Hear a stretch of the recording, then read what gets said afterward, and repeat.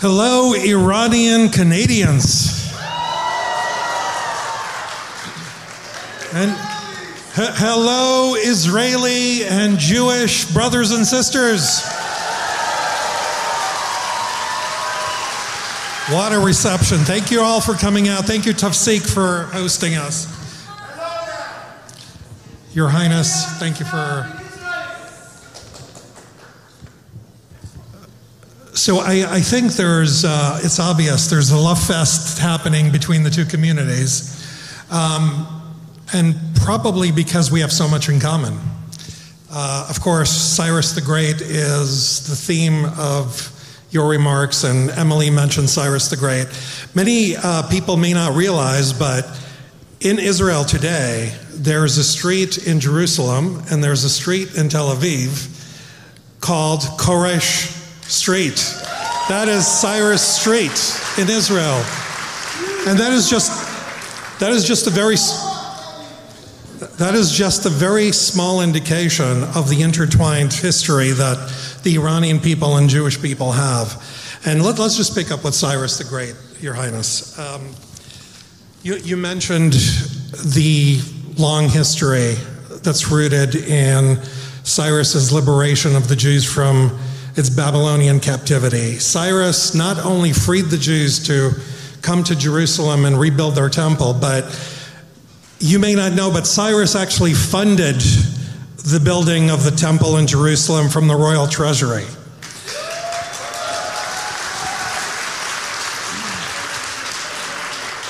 Which is probably why the regime hates Cyrus the Great.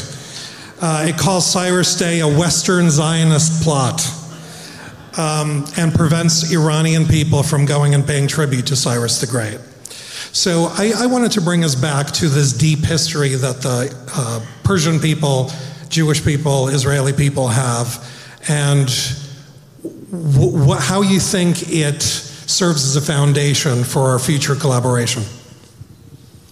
As I said in my speech and some interviews that I'm sure many of you might have heard, that it is really seldom you find two nations and two peoples who I truly believe their destinies are linked to one another. And I think the future that awaits Iranians and Israelis can only be a successful one when we put an end to this evil regime that has been the root cause of all the problems in the region, taking my compatriots as the first hostage and then continue spreading this venomous message of hatred and bigotry and anti-Semitism and whatever you have. We do not look at Israel only in our biblical relationship, although I'm sure many of you have seen how fellow Iranians have been marching in recent past demonstrations here in America, in Europe and elsewhere, with the Iranian flag and the Israeli flag next to one another. And that demonstrates that this is not just a policy or a vision limited and restricted to some who look at it from a point of view of, diplomacy or foreign policy. This is truly embedded in our national psyche. If Iranians went to celebrate Cyrus the Great at his tomb, it was not just to recognize what Cyrus did to put Iran back then on the map in the form that the first declaration of human rights really came from Cyrus. Many times I hear people in the Western world say, we have in our values the values of freedom and human rights. I need to remind sometimes people that when Thomas Jefferson was looking at how the American Constitution was to develop, he was in fact inspired to a great degree by Cyrus the Great and his declaration 25 centuries ago. So the values of freedom and liberty and justice and equality and non-discrimination really started back then. And that makes us, as the children of Cyrus, truly proud. But then again, when you look at how important the strategic relationship and partnership that Iran and Israel can have, in building that future and helping our neighborhood to steer back into the light of stability and peace without the requirement of some superpower existing in the region with its military forces, that we can take care of business ourselves based on that mutual work and strategic partnership, it will be a completely different world. This is a game changer, and it all starts with two nations that have suffered enough, respectively, and can work together and set the standard and the example of how that future can be. And it all starts between Iranians and Israelis, because I think far too often we have realized that this can be a lonely fight, that we don't count on any other thing but ourselves to succeed. However, we all know that if more people were to come to help us, it will be a much easier struggle as opposed to a lonely struggle. So we really have this hugely important relationship that says, of course, we have that history, but what can we do from now towards our future to avert disaster, to avert calamity, and to change the course of history? And with that in mind, when I traveled to Israel almost 2 years ago, it was with a clear message, well beyond breaking the taboos. And incidentally, perhaps I was the first highest ranking Iranian representative to be in Israel since the liberation of Babylon. But to also say how critical it is that in a post-Islamic regime in Iran, imagine all the opportunities that Iran needs to have. Yes, of course, human rights, liberty, democracy, all of that, as they say back in America, is motherhood and apple pie. But does it put food on the table? How are we going to tell Iranians and the world what kind of impact it can have on our reconstruction, putting us back on the path of prosperity? And how much Israel has to contribute in view of their expertise, their technology, their water management knowledge that is truly important for us. It goes beyond just a friendly relationship. It is truly, in many aspects, critical for Iran's path to redevelopment. And we have a true ally in this because they understand the importance of that relationship. And that sets the bar and an example for others to follow and emulate.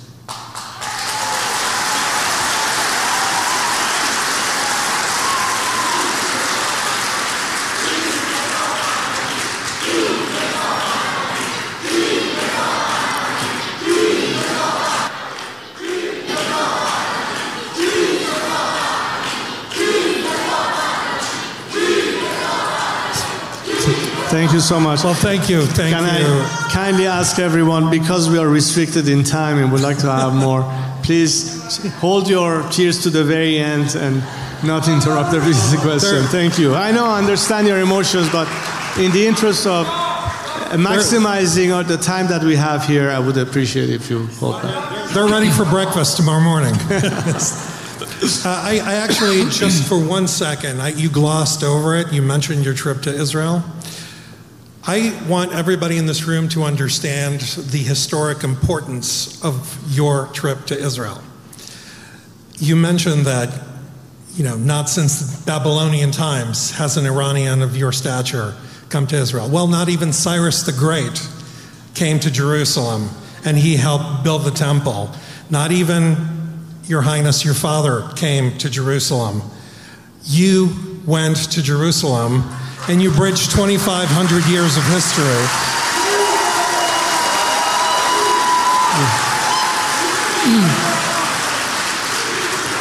And when you walked up to the western wall of the temple that Cyrus the Great freed the Jews to build and help finance, you connected the era of Cyrus the Great to the future of the Iranian people, and you deserve a lot of credit for that. Thank you. And thank you.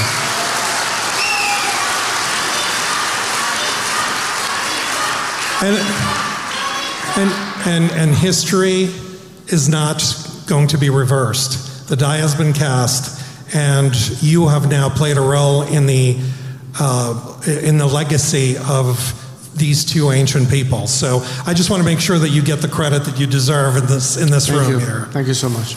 So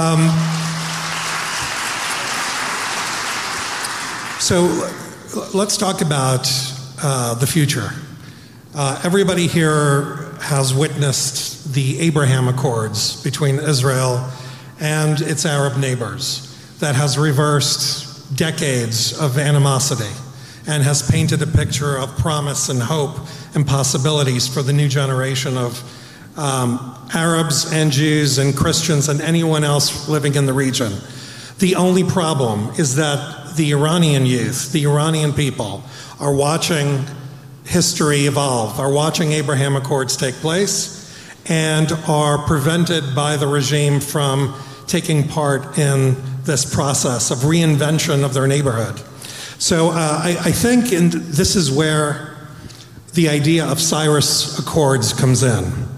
Cyrus Accords, of course, is just a vision, and you've alluded to it a number of times, you've mentioned it, and no one deserves history of being rekindled more than Cyrus the Great. So the idea of the Jewish people and the grandchildren of Abraham and the grandchildren of Cyrus of reuniting in history is a natural thing. And Cyrus Accords, hopefully, will take place in not too distant future between Israel and a free Iran.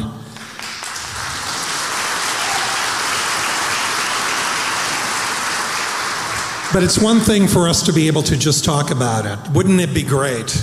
And of course, everybody in this room believes that it would be a great idea. But is it realistic? And how do the Iranian people feel about the Jewish people? And what are the real possibilities of striking a peace deal with a future for Iran and creating a new legacy, rekindling on the old legacy? Well, I think today we have some measuring tools in terms of understanding what's the temperature or the public opinion of this or that country and its population. Social media has a great role to play in it, because before, in the older times, how would we find out about one another, or maybe limited media talking about it? But if you wanted to gauge the sentiments of a nation and the reciprocity of their emotions towards one another, in the last few years I've witnessed a tremendous amount of traffic of messages going back and forth between Iran and Israel, between the Jews and the Iranians, because they realize that they have a common enemy and they have a common fight. And nobody will understand it better than my compatriots and the Israeli people when we talk about Hamas, when we talk about Hezbollah, when we talk about the regime's proxies, their terror. And that's why it was so shocking that some in the world didn't understand that continuing a policy of containment and appeasement, and more importantly, throwing a lifeline to the regime by allowing them to have access to the kind of money that they shouldn't have had in the first place, that did not go to help the starvation of the Iranian people on the streets, but funding these proxies to the point that I don't think October 7th was an accident. These are the consequences of not looking at the solution the right way. And yes, the reason I was talking about the Cyrus Accords, among other things, is that I cannot envisage a Middle East having the stability that it deserves without Iran playing a critical role in it, perhaps a key role. But which Iran is the question? Let's not go too far. The role Iran played before the revolution was a key element in maintaining regional peace and stability, while having cordial relationship with all of our neighbors, even with the Soviet Union back then. But ever since the revolution, what has happened? Which direction has our region taken? And why is this region abilities to survive or dependency on continuing fomenting instability and conflict as a means to survive has so far maintained its position? And why is it that I've always argued that if you want to have a true partner in peace, seek the peacemakers. Don't try to cut a deal with the warmongers. That's what's wrong with the picture. And as long as you don't consider that your true alternative, and by the way, something that will put an end to all the various aspects that are somehow connected to this regime in Iran, not just a nuclear threat, but everything else associated with it. You can wipe it all up with one stroke of the hand by just eliminating the root cause of it. Before coming here, as we were visiting the display of what unfortunately happened in that festival that turned disastrous. You know, I was thinking the fact that, once again, what is the root cause? For 40 years we have witnessed the world trying to put out a fire that was lit here or there. But what once have anybody thought that who has the matchbox? Who is the arsonist? What is the source? Where's the money coming from? What is funding it? What is agitating it? You don't have to look too far to realize that the source, unfortunately, has been the very same regime that has occupied Iran and is using our country's resources to conduct this policy of hatred and radicalism. It is this very same regime that is funding those who are attempting an attack on an Israeli embassy in London. This is the same kind of regime that is funding the hatred that we find today on campuses in Canada and in the United States. The same kind of people who side with this anti-Semitic message that is destabilizing the whole European countries. All of this is because of a regime that only thinks darkness, that celebrates martyrdom. We are the people who want to celebrate life. Every time I am in a Jewish reunion, when we toast and say L'chaim, it's about life, not death.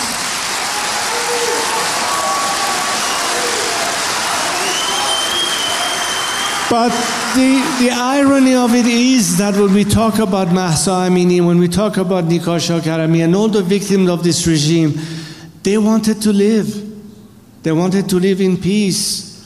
And if they have sacrificed, as I said in my speech, it's not just a sacrifice for our country. Because we realize that by changing Iran, we're changing the whole region and the whole world. That's why they deserve the support that they have not yet to receive. And that's why I think each one of us, whether we are a member of the community, we have to be able to build a very strong coalition that this time puts the final nail in the coffin of this regime.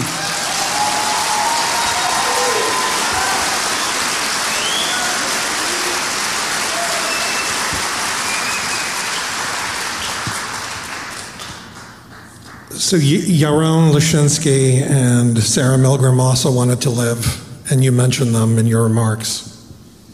They were invested in creating a new future between people in general, but as you mentioned, Yaron actually visited a conference regarding Iranian future, and you compared him to the young Iranian victims of Iranian terror, Iranian regime's terror, I should correct myself.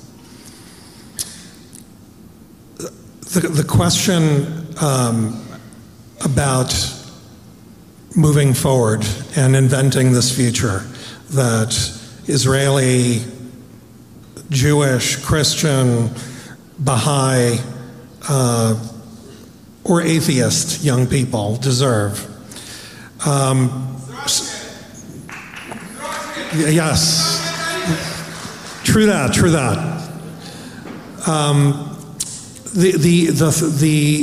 That has to start with the Iranian people, and as you've noted, that it's one thing for the world to stay in solidarity with the Iranian people. It's another thing, that the Iranian people have to kind of take on the brunt of the battle, and they have been taking that on for years.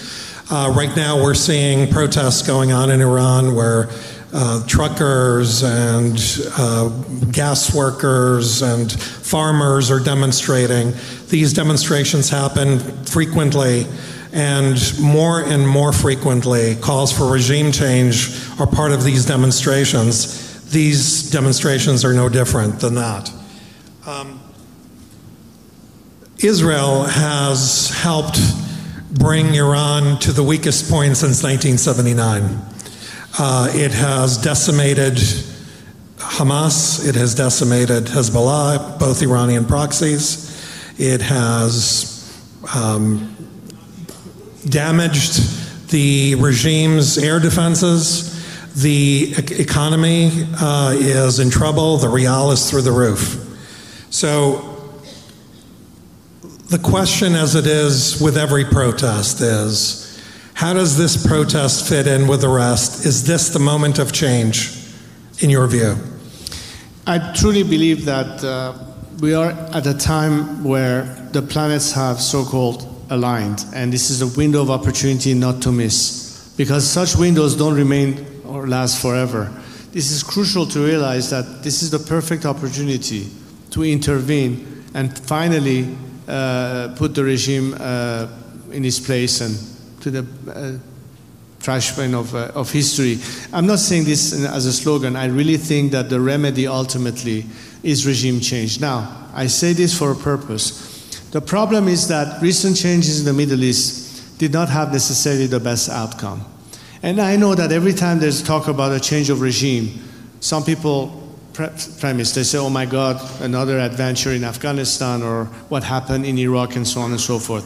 Or we have to yet again send our troops there, and the taxpayers are going to say we'd rather spend our money elsewhere, and so what this is all about.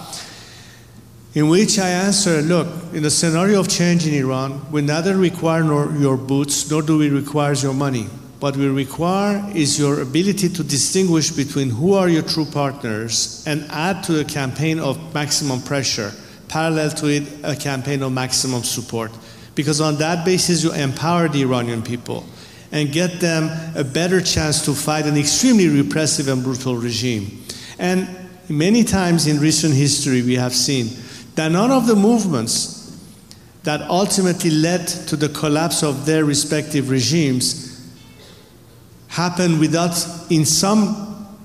at some moment, the tacit support of freedom-loving countries that helped them ultimately succeed. We saw that in the case of the Solidarity movement in Poland, the Lech Walesa. We saw that in the case of many of the former Eastern Bloc countries in Europe at the collapse of the Soviet Union, even in South Africa, and that I don't see why Iran should be the exception. In fact, Iran is best placed to usher in this new era. But I think there's also a question that we need to be able to answer. And that's one of the reasons I included, parallel to our political efforts, the idea of Iran Prosperity Project. Because I think this is where we can tell Iranians and the rest of the world that post-regime collapse, there won't be a vacuum. Post-regime collapse, there won't be anarchy. Post-regime collapse is not something that will let you to say, at least this is the devil we know, but we don't know what's going to happen next. And frankly, I think hesitation occurs at a time that people are concerned about what will happen next. Will it get worse or could it get better?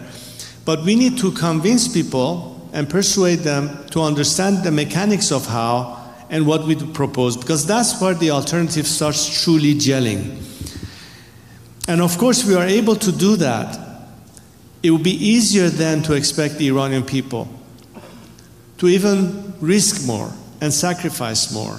But I think the moment it is clear that the alternative is gelling, we can also expect more and more defections from the regime to that side.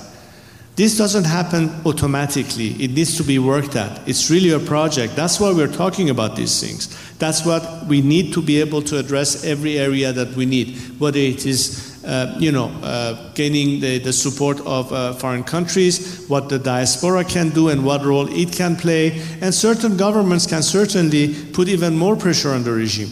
Let me give you a tacit example. I'm glad to see that the government of Canada decided to prescribe the IRGC as a terrorist organization. And Canada is hosting the next round of G7 meetings pretty soon. I think it's time to tell the Europeans, you also have to reset your foreign policy. We should also join this prescribing, for starters, and then what else can be done to help the cause in Iran. You alluded to the fact that as we speak, for the past few days, we've seen that in Iran there are demonstrations and work stoppages occurring. The truck drivers, I'm sure a lot of you have heard. but we need more solidarity at home. People really need to come to the help because a lot of these people are extremely impoverished, and we need to be able to cut them some slack and try to be able to help them. We need to find clever way of getting the kind of funding to help those labor strikes, because I think that's the quickest way. That's the quickest way to paralyze the regime with the least cost to the nation.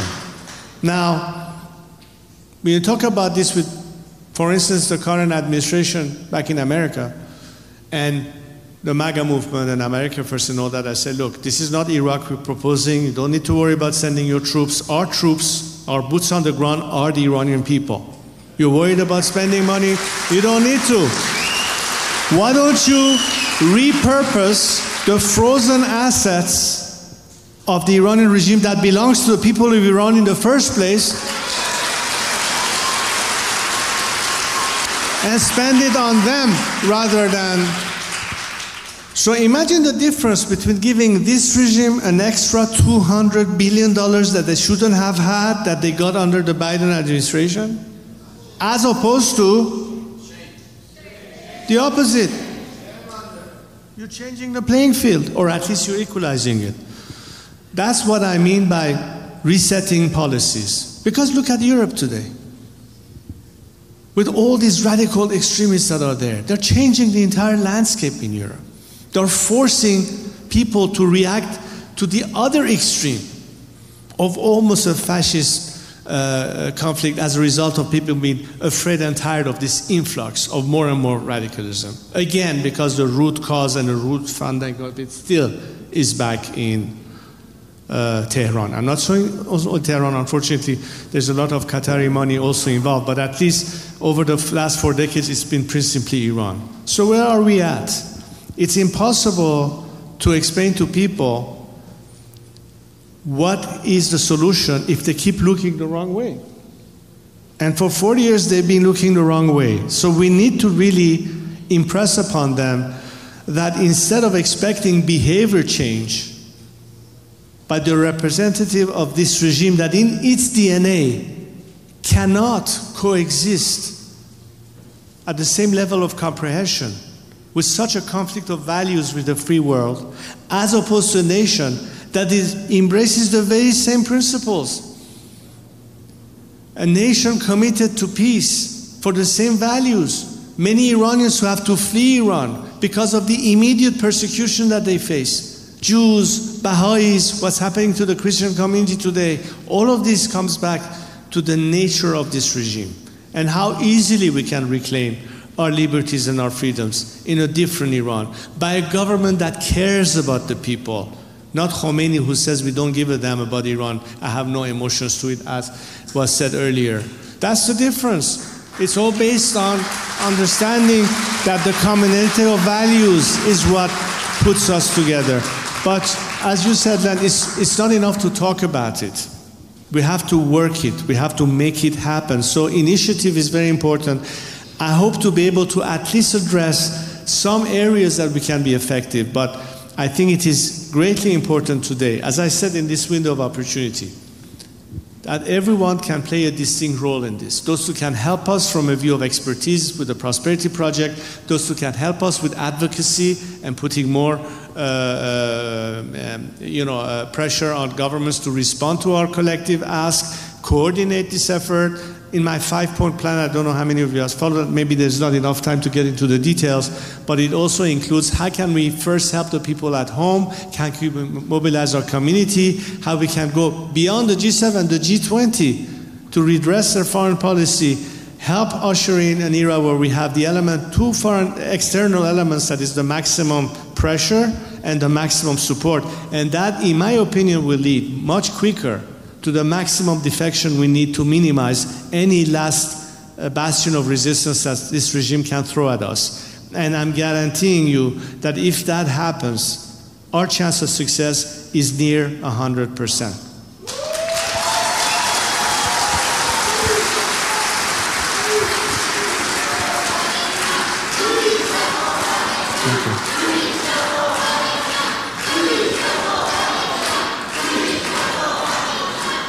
On that note, maximum pressure versus maximum support. I've heard you talk about this idea that in order for us to get to that day after the regime, the Iranian people have to go from hope to belief. What do you mean? It's very simple.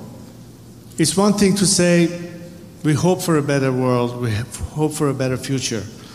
And I tell them, listen, really think about Iran's natural resources and humongous amount of ingenious talent that it has.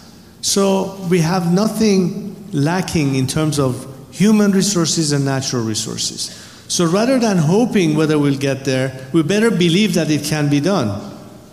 And that's the difference between being passive and becoming proactive. But again, a national project is a collective project. Everybody has to do what he or she can in their own lane. It's a distribution of tasks. It's a coordination of efforts. And that way we are maximizing the participation, getting the best possible help from people who have this or that talent here and there. And that's how you maximize the chance of success, by engaging the maximum number of people that can be effective. So that's my philosophy of how can we, A, insist on the importance of unity while recognizing that there is diversity and we are not always in agreement with everything, which is fine and is normal. That's why we have elections, because at the end of the day, a majority has to decide, right? It's the same thing all over the world. But Iran's freedom is a national goal that transcends party politics, ideology, or anything that has to do with having a particular affiliation to a viewpoint. It is truly a national project, and our message of unity has to resonate. We have to demonstrate that we are in fact capable of doing that, because that's again what will bring back the element of faith and trust, not only of our own citizenry, but also everybody that is observing the dynamic of change in Iran. And that's the quickest path to get that support. But it all starts from Iranians themselves. And there's those who understand that and are willing to help us. And I believe we have a lot of support coming from our Israeli counterpart. And that's very important. And I hope we can build on that and get others to join us in this quest.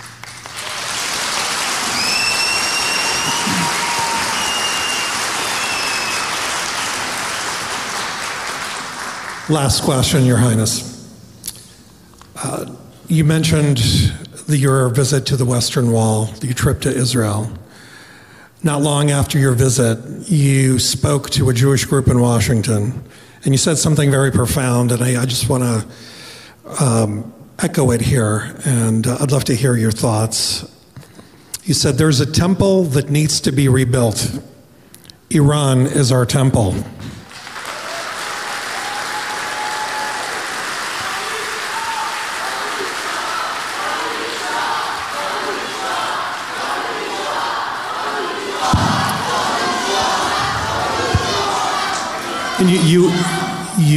And you asked that audience to stand with the Iranian people in helping the Iranian people rebuild the temple.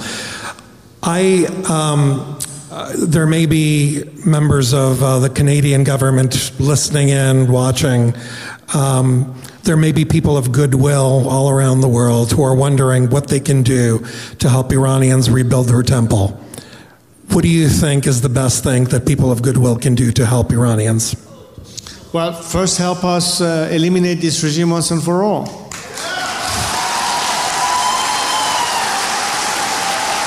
And I say this only because it will be impossible. Imagine if you have American entrepreneurs or industrialists, Canadian entrepreneurs or industrialists, all the opportunities that after we clean up shop and bring Iran back on all the standards that is expected to be an investable country, one of the last frontiers for this kind of investment that our country needs to rebuild itself and to incentivize the people who are willing to come and help us rebuild Iran. They would love to do this, but not under the current circumstances. So it is inevitable that in order to create those opportunities, which is also good in terms of the economic interest that exists for governments helping us free our country, to provide in return these opportunities. That is good. It's a win-win scenario. It's good both for us and for you. It will not happen so long as the regime is still there. So the priority to get there sooner, to provide these opportunities, to impact Iranians and change their life and improve their life and put them back on the track of prosperity and progress, and for other countries to benefit from that relationship, we must first get rid of this regime.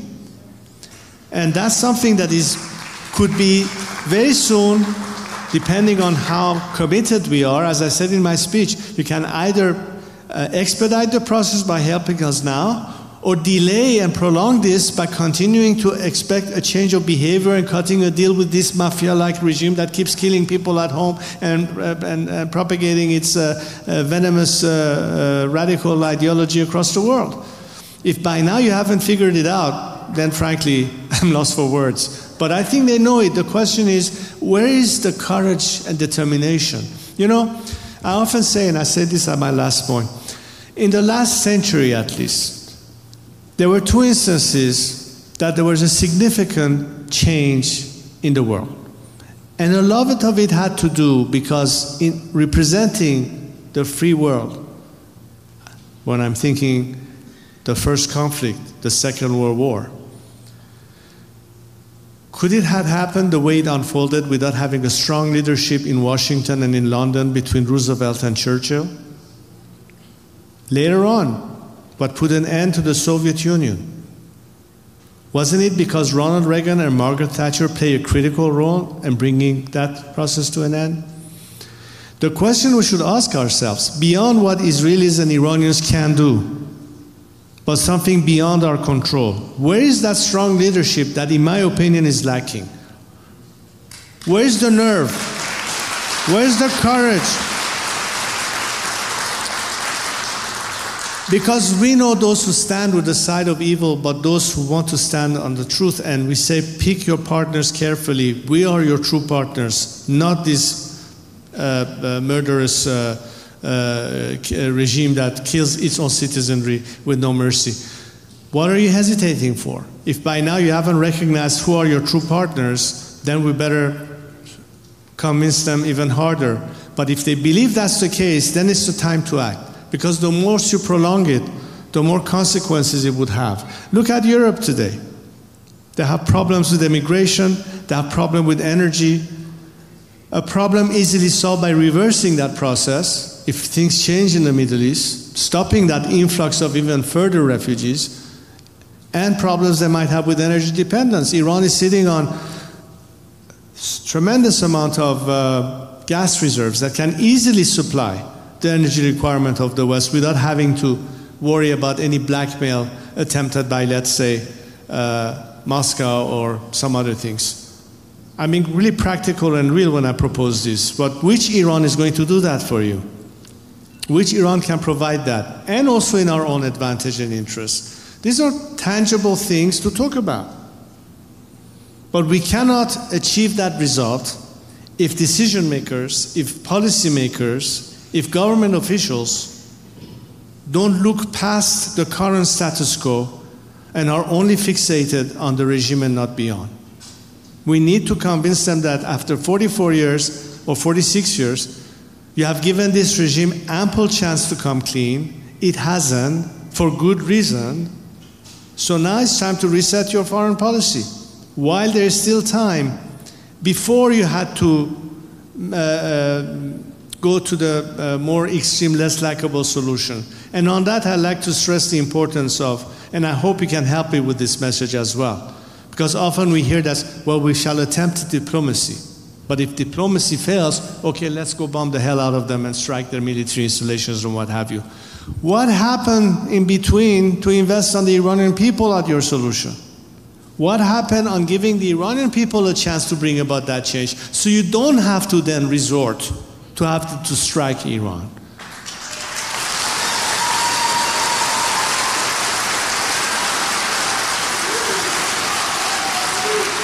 So that's part of our message to the outside world.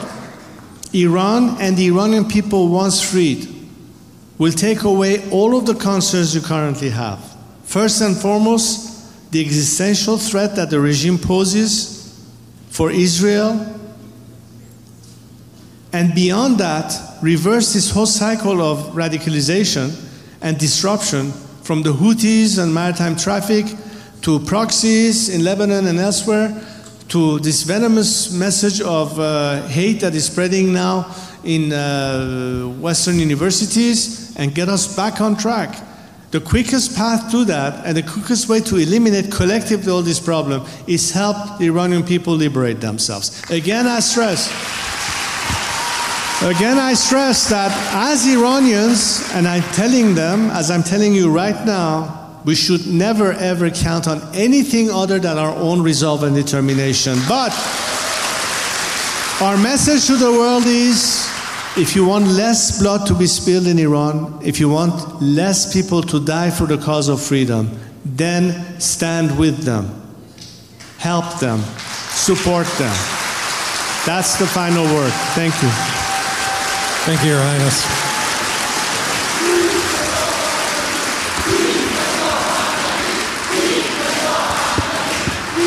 Thank you, sir. Thank you. Thank you all for coming. Thank you, Crown Prince. Everybody here loves you, Your Highness. Jewish and Iranians together. Thank you, everybody. Thank you, the Crown Prince Reza Pahlavi.